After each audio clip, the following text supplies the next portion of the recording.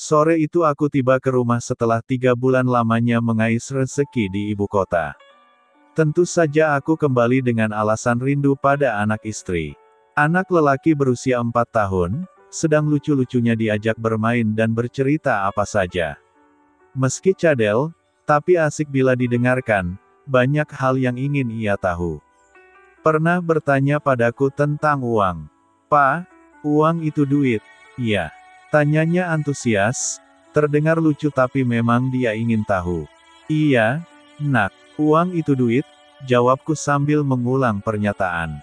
Itulah kelucuan putra sulungku. Selalu memberi rasa rindu. Namun, ada yang lebih memberi rasa kangen lagi. Siapa lagi kalau bukan istriku? Capek, lelah, dan letihku akan sirna seketika bila memandang wajahnya tersenyum mesra untukku. Cantik sekali. "Mau mandi bang?" tawarnya setelah beberapa lama aku tiba. "Iya, aku mandi dulu ya," jawabku berlalu ke kamar kecil di belakang rumah. Iya, beginilah suasana di kampung. Kalau musim hujan pasti banyak air di sumur tapi saat kemarau harus rela mandi ke sungai yang berjarak sekitar 100 meter lebih. Tidak jauh memang, tapi risih ketika banyak ibu-ibu mencuci dan juga mandi di sana. Pernah kutawarkan untuk membuat sumur bor supaya tak perlu repot lagi ke sungai, tapi mengingat harga jutaan membuat istriku melarang. Katanya uang sebanyak itu lebih baik buat modal berdagang. Ide cemerlang, di rumah ini, istriku menjual aneka jajanan anak-anak. Untungnya juga lumayan, bisa berlipat.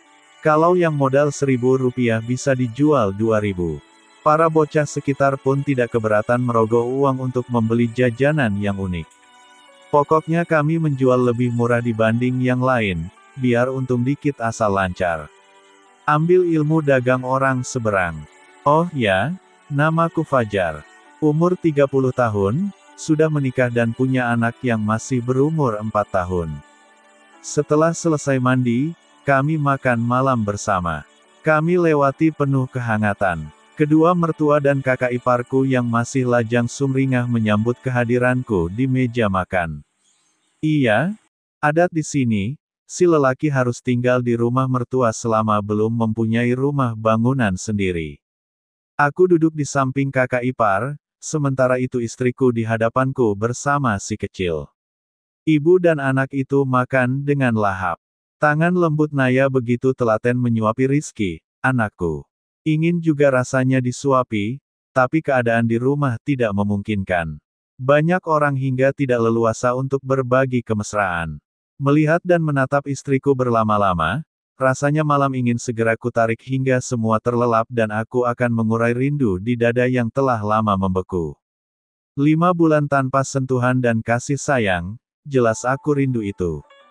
Sambil menyuapkan nasi ke mulut, tiada henti kupandangi ia. Perasaanku, wajahnya semakin putih, atau mungkin karena cahaya lampu. Juga sedikit lebih kurus dari sebelumnya, sakitkah dia? Tapi sudahlah, mungkin ini hanya perasaanku yang lama menanggung rindu berat sebanyak bertonton. Pokoknya malam ini semua harus terbayarkan. Bila perlu dituntaskan hingga beranjak siang. Bagaimana dengan mandi wajib? Apa tidak malu bila ketahuan oleh mertua? Itu urusan nanti, mereka pun pasti mengerti bagaimana rasanya bagi seorang suami pulang dari merantau. Tak terasa, selang beberapa waktu azan Isya berkumandang. Itu tandanya aku harus tunaikan kewajibanku. Mumpung masih muda dan energi masih banyak. Tetap kuat dan penuh semangat. Kalau mau beribadah menunggu masa tua, takutnya mulai sakit-sakitan dan semangat telah mengendor. Lagi pula, apakah usia kita terjamin hingga tua? Rizky, ikut yuk, ajakku pada anak semata wayangku. Sambil melangkah, ku gendong si kecil seraya bercengkrama dalam canda. Terbersit di benak kalau anak ini sudah waktunya mempunyai adik. Usianya sudah 4 tahun. Sebentar lagi dia akan PAUD. Tidak salah kalau dihadirkan sosok teman bermain untuknya. Pria atau wanita sama saja, aku pasrah pada pemberian yang kuasa. Pulang dari beribadah, banyak teman yang mengolokku. Mereka memainku dengan canda tentang kerinduan seorang perantau yang lama berpisah. Keseruan melam, sama persis seperti saat hendak berangkat mencari rezeki di ibu kota. Melelahkan tapi penuh keengetan. Aku hanya tersenyum menanggapi guyonan mereka. Itu semua biasa karena memang diriku yang sedikit usil suka menjahili orang juga. Jadi wajar kalau banyak yang membalas. Di rumah, semua seakan mengerti kemauan diriku. Mertuaku sudah mengunci KMR-nya, mereka mengurung diri di sana. Sedangkan kakak iparku pergi bersama temannya. Biasalah, anak muda, mungkin bertandang ke pacarnya atau sekedar berkumpul bersama. Akan tetapi, berbeda dengan kami. Si kecil belum juga mau memejamkan mata. Mulutnya aktif bertanya tentang segala macam yang belum ia ketahui. Kurayu dan kubujuk supaya tidur, malah dia menarik tanganku untuk mengajak menonton televisi yang menyajikan aneka film anak-anak hingga malam. Aku kebingungan dibuatnya, sudah berat di ujung nih. Lama menonton, tapi belum juga mau terlelap. Akhirnya ibu mertua keluar mengajak Rizky ke dalam KMR-nya. Yes, aku gembira sekali. Secepat kilat masuk kembali ke dalam KMR. Senyumku melebar melihat Naya sudah menungguku di pembaringan. Bagaimana? Sudah siap? Godaku mencolek punggungnya. Siap apanya bang? Jawabnya tersenyum makin membuatku gregetan. Seumpama dia makanan, pasti telah kulahap sampai habis. Biasa, kalau papa pulang, mama pasti basah, jawabku genit berbisik di telinganya. Geli? Ah, ucap Naya kian memancingku. Rambut indah nan tergerai itu kubelai mesra. Sungguh, aku sangat mencintai istriku. I love you, sayang, bisikku lagi dengan napas berantakan. Dadaku bergetar kuat, jantung ini berdebar kencang. Cinta pada wanita yang selama 5 tahun takkan memberi rasa bosan untuk disentuh, bahkan terus ketagihan. Dia mengimbangiku, kedua tangannya menggelayut manja di leherku. Lalu, tangan itu bergerilya kemana-mana. Aku pun tak mau kalah, makin lama makin mengasihkan. Namun, tak lama kemudian, dia mendorongku. Ada apa sayang? Tanyaku penasaran melihat sikapnya lalu, sambil memegang mulutnya, ia memungut baju pijamannya dan bergegas keluar. Sepertinya dia mau muntah. Aku makin penasaran, apakah yang membuat dia ingin muntah? Atau jangan-jangan, kemudian kususul istriku di KMR Mamdi di belakang. Dek buka pintunya. Kamu kenapa? Panggilku lembut seraya mengetuk pintu. Dia membukanya, dan kulihat banyak bekas muntiahannya di toilet. Apa yang dia santap di meja makan tadi terkeluarkan semuanya. Kusiram sampai bersih, tangan ini mengelus tengkuk Naya. Punggungnya juga kuurut. Kamu sakit? Tanyaku iba. Dia menggeleng. Mungkin masuk angin. Aku kerokia. Tawarku kasihan pada istri tercintaku. Tidak usah bang. Bentar lagi juga enakan, jawabnya terus mengeluarkan suara ingin muntah. Kalau gitu kita ke bidan saja ya. Ajakku lagi, aku tak ingin ada apa-apa dengan dirinya. Meski daerah kami masih terbilang perkampungan, tapi keadaannya sudah sangat modern. Banyak tempat menarik tersaji di sini. Jalan yang sudah beraspal dari pangkal hingga ujung kecamatan, jaringan internet begitu lancar untuk bersosmed, dan masih banyak lagi kecanggihan masuk ke kampung kami. Terakhir menstruasi kapan? Tanya bidan itu. 3 bulan yang lalu, jawab istrorku tegas. Benar, saat aku hendak berangkat ke ibu kota dulu dia lagi kedatang tamu. Jadi waktu itu emang tidak ada bekal untukku merantau. Lalu, istriku diperiksa secara intensif. Aku tidak mengerti apa-apa, hanya menonton saja dan mendengarkan percakapan mereka. Selamat, ya Pak Fajar, istri Anda halimun 3 bulan, ucap Bu Bidan tersenyum kepadaku. Apa, Naya Halim? Bukankah waktu itu dia tidak kucampuri? Siapa yang menghamilinya? Anak siapa ini? Tanyaku terkejut dalam hati dengan mata terbelalak. Angin malam itu bertiup lembut, suara serangga malam memecah sunyi sepanjang jalan pulang. Aku membisu menyimpan berjuta pertanyaan campur prasangka. Siapakah gerangan yang telah menghalimi Naya, lelaki tak bermoral mana itu? Aku ingin bertemu dan menyerahkan wanita di belakangku ini secara baik-baik. Bukan ingin berdebat atau mengadu kuatan, hanya meresmikan cinta terpendam antara mereka berdua agar menjadi cinta halal, tidak bermain petak umpet di belakang. Pagi hari, matahari baru saja menampakkan wajahnya, aku keluar rumah sekedar jalan-jalan membuang rasa suntuk yang tiada mereda. Baru saja aku melintas di depan rumah Mbak Arlita tetangga sebelahku. Serta-merta ia memanggilku, dan mengajakku mampir sebentar di rumahnya. Ada apa, Mbak? Sepertinya penting dan bersifat rahasia. Aku jadi tidak enak hati nih, sungutku bertanya perihal permintaannya mengajakku ke rumahnya. Aku dan suami kerap melihat istrimu bercinta dengan lelaki lain. Waktunya pagi hari setelah aku usai mencuci, kebetulan pintu kamarmu tidak ditutupnya. Jadi kami sangat leluasa menyaksikan dari balik jendela. Telingaku bagai disambar petir mendengar cerita Mbak Arlita, yang diiyakan oleh suaminya, Kak Andra. Hati ini bak dizayat sembilu tajam, perih dan pedih sekali. Dugaanku benar, Naya memang berbuat zeurong di belakangku. Apa Mbak Arlita dan Kak Andra mengenali siapa lelaki itu? Tanyaku menguatkan diri padahal kini aku goyah dan rapuh, ingin menangisi nasib malang ini tapi malu. Kak Andra mendekat, mulutnya menghampiri telingaku. Sebuah nama ia bisikkan di indera pendengaranku. Jelas, tidak salah lagi. Memang lelaki itu pelakunya, sedari awal aku sudah menduga.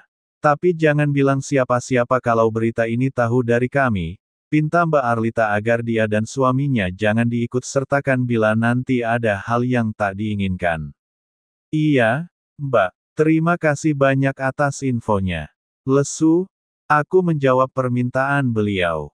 Satu lagi, ibu mertuamu tahu tentang hal ini. Pernah waktu itu bapak dan ibu mertuamu pergi berdagang ke pasar mingguan, tiba-tiba ada barang yang ketinggalan. Nah, kembali ke rumah, beliau melihat sesuatu tidak wajar di dalam kamar kalian. Naya dengan lelaki itu, tapi ibu mertuamu pandai merahasiakannya hingga para tetangga tidak ada yang tahu kecuali kami. Lanjut Mbak Arlita panjang lebar memperjelas prasangkaku. Bisa aku melihat jendela rumah kalian yang langsung terhubung ke kamar kami. Harapku demi menguatkan praduga. Benar saja, jendela rumah panggung bertiang itu begitu leluasa menembus kamar kami. Nampak jelas tempat tidur bisa ditangkap dari situ, mengintip dari celah kecil pun sangatlah bisa. Mereka berdua berkata jujur, ini bukan bohong. Oh, teganya engkau Naya. Begitu besar nafsumu untuk bercinta, kau bukan istri yang setia. Aku yang berjuang demi kebahagiaanmu, tapi kamu hianati dari belakang. Begitu kutuksku dalam hati, dan tanpa kusadari air mata tak mampu lagi kubendung. Kutepis rasa malu di hadapan Mbak Arlita dan Kak Andra, mengadukan nasib yang malang saat ini. Pulang dengan luka besar menyayat kalbu. Jam 3 sore, aku pura-pura mau pulang kampung. Aku berangkat minta antar temanku ke terminal. Hanya kepada anakku aku pamit berangkat. Sedangkan Naya berdiri menggamit daun PM2, dan terus memandangku dengan tangisannya. Sungguh, sebenarnya aku tak tega melihatnya, teringat bagaimana dia bersusah payah saat melahirkan anak pertama dan aku menangis mendengar keluhnya. Kala itu, kalau bisa diganti, biar aku saja yang merasakan sakitnya. Tetapi kukuatkan niatku, bahwa kepergianku kali ini hanya untuk mengelabuhi, biar aku punya dasar yang kuat untuk mengambil keputusan nanti. Paling lambat besok siang, aku yakin telah punya keputusan, bertahan atau harus kuceraikan. Sebab, seperti yang dikatakan Mbak Arlita, dia akan bermain di waktu pagi, saat rumah lagi sepi. Setelah bosan duduk-duduk di terminal, jam 9 malam aku naik ojek untuk pulang kembali. Kulihat rumah mertuaku sudah sepi dan lampu-lampu dalam sudah mati. Aku mengendap-mengendap lewat samping rumah menuju rumah Mbak Arlita yang menjorok ke dalam, di samping rumah mertua. Seperti janji sebelumnya, rumah Mbak Arlita tidak dikunci sehingga aku bisa nyelonong masuk untuk memulai misi mata-mataku. Wow, memang bisa terlihat jelas apa yang terjadi di KMR Naya jika aku teropong dari balik jendela rumah Mbak Arlita. Malam itu aku hampir saja tak memejamkan mata, selain terus menguasai PR gerakan di KMR Naya, juga kepalaku terasa pening memikirkan apa yang bakal terjadi setelah nanti aku mendapati istriku benar-benar BR buat seperti yang aku duga. Tetapi hingga hampir subuh tiba, tak ada tanda-tanda, maka aku pun terlelap di sofa Mbak Arlita. Baru jam 8 pagi, setelah setengah jam yang lalu mertuaku berangkat ke pasar, kudapati bayangan Naya tengah asik di dalam KMR-nya. Kufokuskan mataku lewat lup sebesar lidi, tetapi cukup jelas melihat apa yang terjadi. Beberapa lama Naya BR solek ria, dengan daster tipis biru muda. Aku yang telah lama menahan rasa, sebenarnya tak kuat juga melihatnya. Ada ketegangan yang luar biasa, terus menggodaku, sampai akhirnya bayangan seorang lelaki tertangkap beji mataku. Hilang sudah fantasiku, dan kini beralih menjadi debaran jantung seperti tersulut api. Sungguh, sangat di luar nalar, begitu lelaki itu langsung begitu mudahnya ia mendapat akses, dan anehnya Naya pun bisa melakoninya dengan orang lain, bahkan melebihi denganku sekalipun. Di antara gumpalan amarahku, aku masih sempat juga membuktikan ucapan Kak Andra bahwa istriku itu hebat sekali. Zahaen Naya memang bikin batinku meronta-meronta dan mungkin termiksa. Mereka makin tak terkendali. Nampaknya Nayalah yang lebih menguasai, dan kudapati cerita Mas Andra kalau nyanyian Naya sampai juga kerem ini.